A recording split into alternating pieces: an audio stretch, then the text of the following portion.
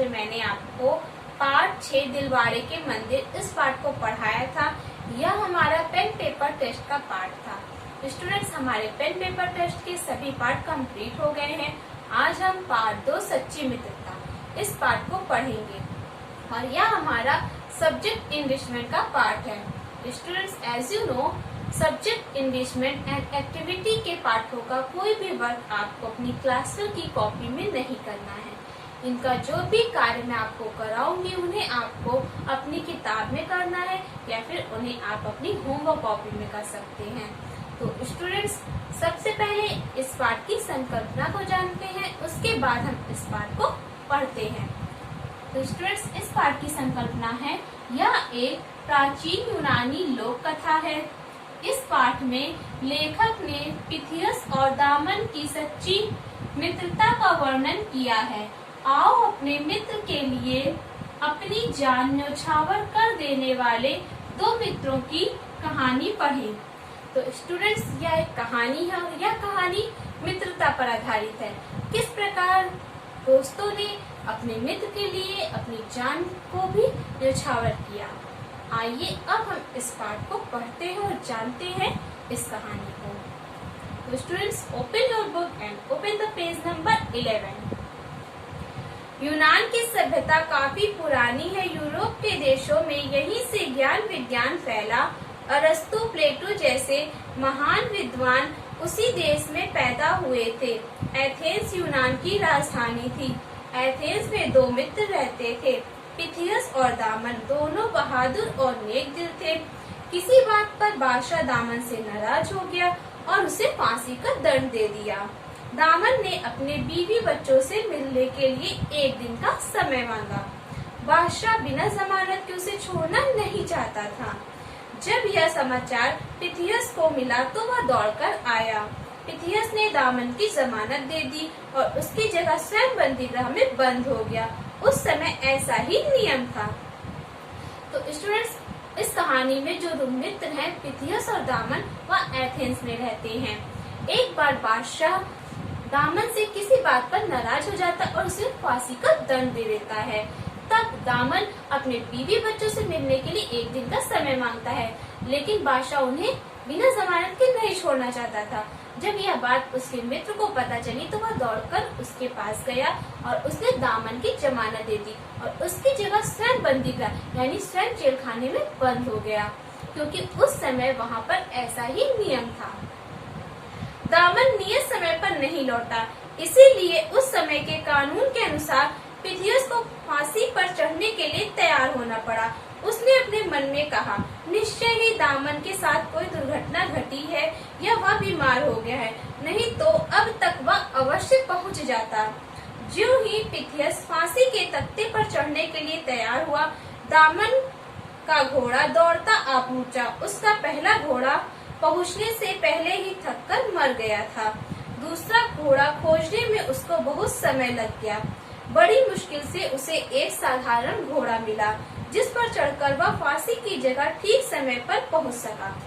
तो स्टूडेंट्स, जब वह बंद हो जाता है तो दामन वापस अपने बीवी बच्चों से मिलने के लिए चला जाता है, लेकिन वह तय समय पर वहां नहीं पहुंच पाता। तब पिथियस को फांसी के लिए तैयार होना पड़ता है, लेकिन वह मन में सोचता है, जरूर मेरा मित्र किसी मुसीबत में फंस गया होगा, इसीलिए वह नहीं आ पाया, वरना वह जरूर आता।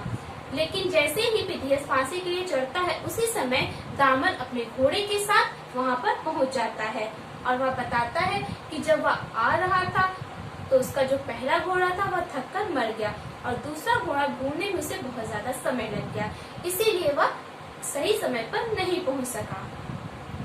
दामन के वापस आ जाने पर पिथियस जरा भी खुश नहीं हुआ। वह मित्र के लिए अपने प्राण न्यौछावर करना चाहता था। दामन विवाहित था और उसके बाल बच्चे थे, जिन्हें वह बेहद प्यार करता था। पिथियस अविवाहित था। फांसी पर चढ़ने के लिए दोनों तर्क वितर्क करने लगे, लड़ने झगड़ने लगे। तो स्टूडेंट्स, जब दामन वापस आ जाता है तो यह देखकर पिथियस बिल्कुल भी खुश नहीं होता, क्योंकि वह अपने मित्र के लिए अपनी जान को न्यौछावर करना चाहता था। दामन विवाहित था। उसके जाने के बाद उसके बीवी बच्चों की देखभाल कौन करता, लेकिन पिथियस अविवाहित था, इसीलिए वह सोच रहा था कि मैं क्यों ना फांसी पर चढ़ जाऊं। और इस बात के लिए वे दोनों एक दूसरे से तर्क वितर्क करने लगते यानी बहस करने लगते हैं। राजा ने मित्रता की ऐसी मिसाल पहले कभी नहीं देखी थी। कुछ देर तक वह दोनों को मंत्रमुग्ध देखता रहा, फिर अपने आसन से उतरकर उन दोनों के पास आया और बोला, मित्रता की ऐसी मिसाल मुझे आज तक ना देखने को मिली ना ही सुनने को। आप दोनों में से किसी को मरना नहीं होगा। यदि आप दोनों चाहें तो मेरे दोस्त बन जाएं। तो स्टूडेंट्स, जब वह फांसी पर चढ़ने के लिए तर्क वितर्क कर रहे थे तो राजा उन्हें देखता ही रह जाता है, क्योंकि उसने पहले कभी इस प्रकार की मित्रता नहीं देखी थी। तब वह अपने आसन से उतरकर उनके पास आता और कहता है कि मैंने ऐसी मित्रता पहले कभी नहीं देखी। आप दोनों में से किसी को भी फांसी पर नहीं चढ़ना पड़ेगा, बस आप दोनों मेरे मित्र बन जाएं।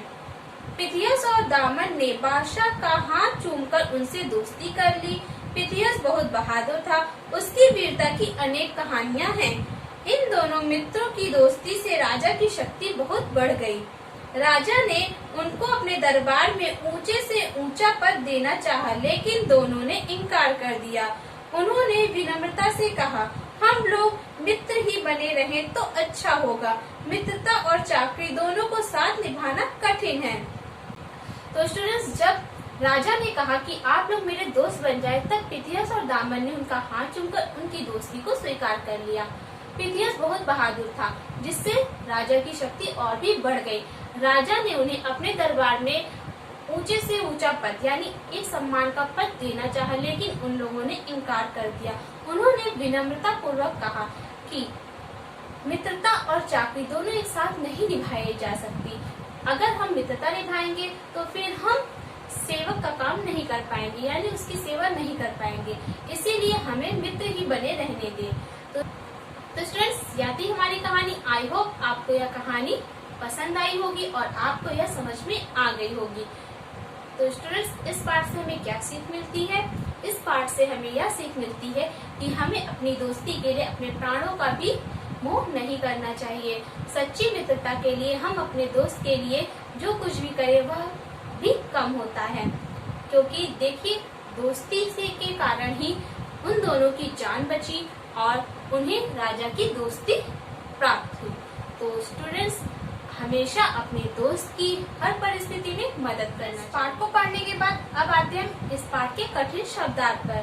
तो आइए अब हम इसे भी पढ़ते हैं और इनके अर्थ जानते हैं। तो पहला है आपका नेम, इसका अर्थ होता है भला। बंदी गृह, इसका अर्थ होता है जेल। मंत्रमुग्ध, इसका अर्थ होता है मोहित। शक्ति, शक्ति का अर्थ होता है ताकत। स्वयं, स्वयं का अर्थ होता है खुद। तर्क वितर्क, इसका अर्थ होता है बहस। मिसाल, मिसाल का अर्थ होता है उदाहरण। इनकार, इनकार का अर्थ होता है मना करना या फिर अस्वीकार। तो स्टूडेंट्स, इन सभी कठिन शब्दार्थों को आपको याद करना है और याद करके अपनी होमवर्क कॉपी में राइट करना है। और आपका होमवर्क है इस पाठ के मौखिक प्रश्नों के उत्तर अपनी किताब में करें। तो आपको होमवर्क में कठिन शब्दार्थ याद करना है और उन्हें लिखना है और अपनी किताब में मौखिक प्रश्नों के उत्तर लिखना है। यह आपका आज का होमवर्क है। तो स्टूडेंट्स, क्लास वर्क में आपको इस पाठ के बहुविकल्पीय प्रश्नों के उत्तर करने हैं। तो आप इस कहानी को फिर से पढ़िएगा और उसके बाद इस पाठ के बहुविकल्पीय प्रश्न करके उसे क्लास वर्क में आपको सेंड करना है। तो बहुविकल्पीय प्रश्न आपको स्वयं करना है और मौखिक प्रश्नों के उत्तर भी आपको स्वयं करना है।